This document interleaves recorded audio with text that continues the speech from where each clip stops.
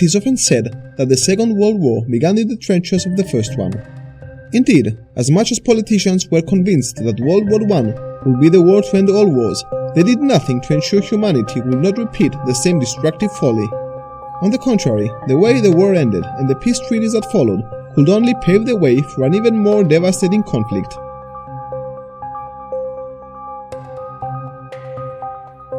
The story of the greatest war in human history begins in the final days of the First World War.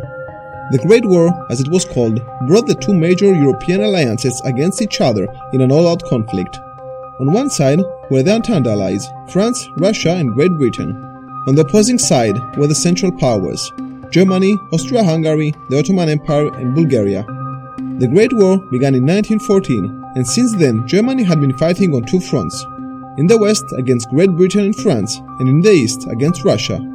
During the course of the war, a number of countries would join the Entente side, but the event which gave the Western Allies the decisive advantage was the declaration of war to Germany by the United States in April 1917. In March 1918, however, Russia, in the midst of the October Revolution, withdrew from the war, ceding huge areas of land to the Germans and effectively relieving Germany of the Eastern Front. The German army could now put all its resources to use in the Western Front. A huge offensive in March 1918 brought the Germans just 120 kilometers from Paris. Unable, however, to hold the captured territory, they quickly retreated to their initial position. It was the Allies' turn to launch an offensive, and so they did on August 1918. The offensive was successful, and German forces kept being pushed back day after day. Realizing it could no longer win the war, the German High Command sued for peace, and an armistice was signed on the 11th of November 1918. While most people were relieved by the termination of the war, the German surrender came as a shock to many who believed that Germany could still win the war at the time of its capitulation. The Germans had practically won the war in the Eastern Front against Russia.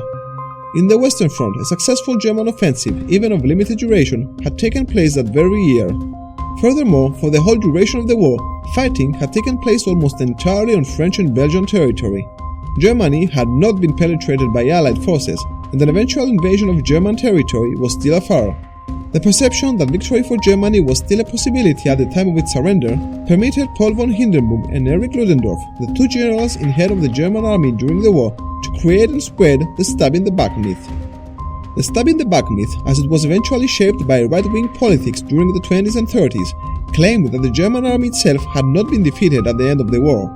Instead, the myth claimed the war was lost because the German populace failed to adequately respond to the call of the motherland, because of a treacherous central government later named the November Criminals, but also because of internal undermining of the war effort by communists, socialists and Jews.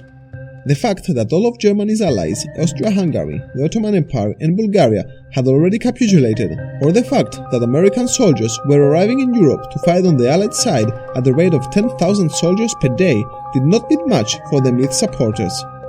Despite these contradictions, the stab-in-the-back myth would become highly popular in right-wing circles during the next decade, and the Treaty of Versailles, which concluded the Great War, did nothing to bury the German desire for revenge for a war that could have been won.